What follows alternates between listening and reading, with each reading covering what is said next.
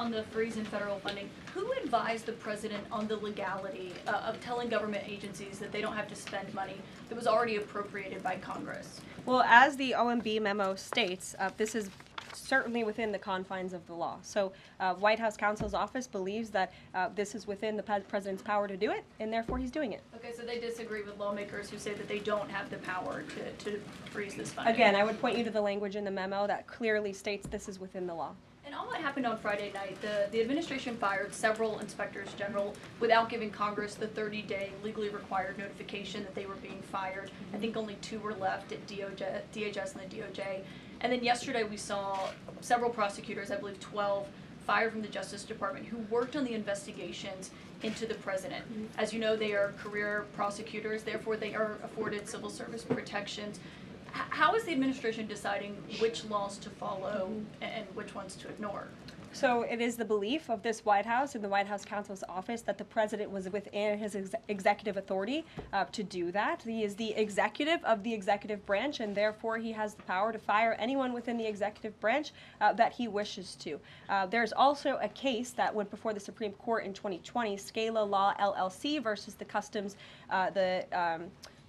Bureau protection. I would advise you to look at that case, and that's the legality that this White House was resting on. So you're confident that if they bring lawsuits against you, those prosecutors who were fired, that they will succeed? We will win in court, and yes. Did he personally direct this, given they worked on the classified documents investigation and the election interference investigation? This was a memo that went out by the Presidential Personnel Office, and the president is the leader of this White House, so yes.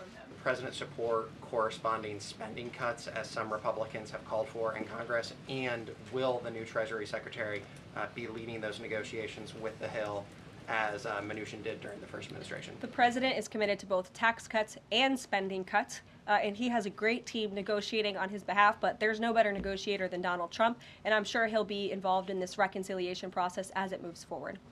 You mentioned the inflation executive order the president signed, but egg prices have skyrocketed since President Trump took office, so what specifically is he doing to lower those costs for Americans? Really glad you brought this up, because there is a lot of reporting out there that is putting the onus on this White House for the increased cost of eggs. I would like to point out to each and every one of you that in 2024, when Joe Biden was in the Oval Office, or upstairs in the residence sleeping, I'm not so sure, egg prices increased 65% in this country.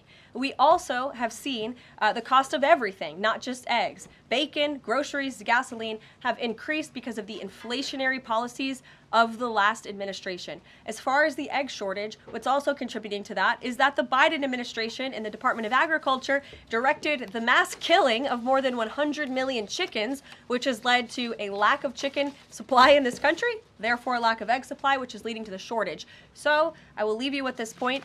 This is an example of why it's so incredibly important that the Senate moves swiftly to confirm all of President Trump's nominees, including his nominee for the United States Department of Agriculture, Brooke Rollins, who is already speaking with Kevin Hassett, who's leading the economic team here at the White House, on how we can address the egg shortage in this country. As for costs, I laid out the plethora of ways that President Trump has addressed saving costs for the American people over the past week.